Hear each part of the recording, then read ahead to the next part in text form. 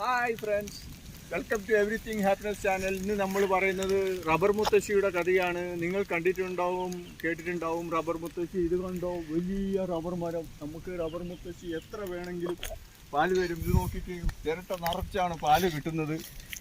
ഇതിന് ഈ വെട്ടിന് നമ്മൾ കടുംവെട്ടെന്ന് പറയും.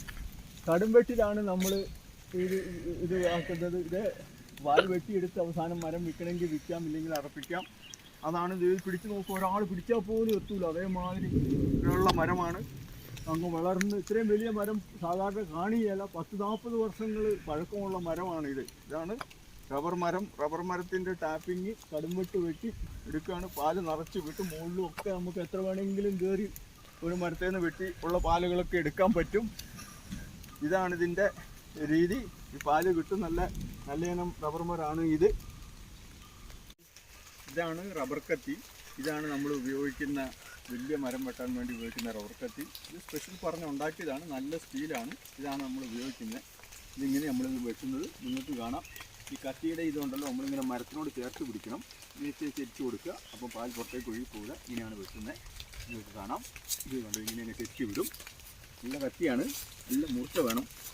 എന്നിട്ട് ഇങ്ങനെ നമ്മളങ്ങ് ചെത്തി ഇതെങ്ങോട്ട് ഇതാക്കും. എന്നിട്ട് ഇതെടുത്ത് കളയും. പാലും വെറുതെ കണ്ടോ, പാൽ ഒഴുകി വരുന്നതാണ്. പാൽ ഒഴുകി വരുന്നതാണ്. ഇതേപോലെ നമ്മൾ മേലോട്ടും വെട്ടും. നിങ്ങൾക്ക് കാണാം. ഇതിങ്ങനെ കട്ടിങ് ചെത്തി പിടിച്ച് വീശി കൊടുക്കും. എന്താ ഇങ്ങനെ അങ്ങ് പോവും. പാലം ഒഴുകി വീഴും. ഇതെത്ര ഉയരത്തിലും വെട്ടാം. ഉയരത്തി വെട്ടി ഇത് ഏണി വെച്ച് കയറി നമുക്ക് വെട്ടാം. അപ്പം ഇത് കോണൽ വിഭാഗത്തിൽപ്പെട്ട റബ്ബർ മരമാണ്. ഇങ്ങനെ നിന്ന് വെട്ടാം, മേലോട്ട് വെട്ടാം, ചെരിച്ച് വെട്ടാം. പല രീതിയിൽ വെട്ടും. ചെത്തി അങ്ങോട്ട് കളയും. പാല് വരുന്ന വരവ് കണ്ടോ. ഇങ്ങനെയാണ് റബ്ബർ മരം വെട്ടുന്നത്. Thank you. റബ്ബർ മുത്തശ്ശിയുടെ വേറൊരു മരമാണ്. ഇത് നോക്കുന്നുണ്ട്, എത്ര വലിയ മരമാണ്. ഇത് വെട്ടി നമ്മൾ എടുക്കുകയാണ്. ഇത് പിടിച്ചാൽ എപ്പോഴും ഇങ്ങനെ എത്തുന്ന മാതിരി, ഒരാൾ പിടിച്ചാൽ എത്തൂല. ആ മാതിരിയുള്ള മരങ്ങളാണ്. എത്ര വേണമെങ്കിലും പാല് വെട്ടിയെടുക്കാൻ പറ്റും. ഇത് അധികം വെട്ടിയിട്ടൊന്നുമില്ല. 10-40 വർഷങ്ങളായിട്ടുള്ള മരമാണ്. ഇതാണ് റബ്ബർ മരത്തിൻ്റെ വളർച്ച. ചെറിയ മരങ്ങളൊക്കെ നിങ്ങൾ കണ്ടിട്ടുണ്ടാകും. ഇത് റബ്ബർ തോട്ടമാണ്. ഈ റബ്ബർ തോട്ടം നമ്മൾ പുതിയ ജനറേഷന്, ന്യൂ ജനറേഷനൊന്നും ഇതേപോലെ മരങ്ങളൊന്നും കണ്ടിട്ടുണ്ടാവില്ല. ന്യൂ ജനറേഷനൊക്കെ മുന്നോട്ടുള്ള കാലങ്ങളിൽ അറിയത്തില്ല എങ്ങനെയാണെന്ന്. ചിലപ്പോൾ സിന്തറ്റിക് റബ്ബർ ആയിരിക്കും. ഇതാണ് നമ്മൾ ഉപയോഗിക്കുന്നത്. ഇത് നമ്മുടെ ടയർ ഉപയോഗിക്കാനും റബ്ബർ ഇത് നമ്മുടെ നാച്ചുറൽ റബ്ബറാണ്. നാച്ചുറൽ റബ്ബർ ടയറിനൊക്കെ വേണ്ടി ഉപയോഗിക്കുന്ന ഇൻഡസ്ട്രിയൽ പ്രോഡക്റ്റാണ്. അതിന് വേണ്ടി ഉപയോഗിക്കുന്നതാണ്. നാച്ചുറൽ റബ്ബറാണിത്. റബ്ബർ തോട്ടമാണ് ഈ കാണുന്നത്. മുകളിലോട്ടെല്ലാം റബ്ബർ തോട്ടമാണ്. വലിയ വലിയ റബ്ബർ മരങ്ങൾ ധാരാളമുണ്ട്. നല്ല പ്രകൃതി രമണീയമാണ്. ഇതാണ് പ്രകൃതിയെ അറിഞ്ഞുകൊണ്ട് മനോഹരമായി നമുക്ക് ഇവിടെ റബ്ബറും വെട്ടിയെടുക്കാം, പ്രകൃതിയെ ആസ്വദിക്കാം.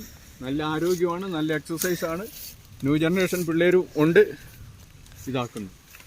ജനറേഷൻ ആണ് എൻ്റെ കൂടെ റബ്ബർ വെട്ടുന്നത് കാണാൻ വേണ്ടി വന്നതാണ്. ഇത് മരങ്ങളൊക്കെ അവർ പഠിക്കാൻ വേണ്ടി, കുട്ടികൾക്ക് പഠിക്കാൻ നല്ലതാണ്. നല്ല പ്രകൃതി ഇത് കാണാൻ. എന്താണ് റബ്ബർ പാൽ എടുക്കുന്നത്, എങ്ങനെ റബ്ബറുടെ ഇൻഡസ്ട്രി എങ്ങനെ നല്ല മനോഹരമാണ്. ഇപ്പോൾ ഇവിടെ ചെറിയൊരു മഴ പെയ്യുന്ന സമയമാണ്.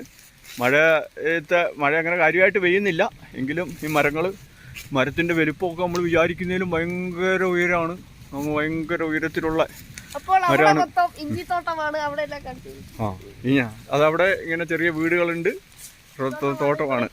Thank you. ബൈ.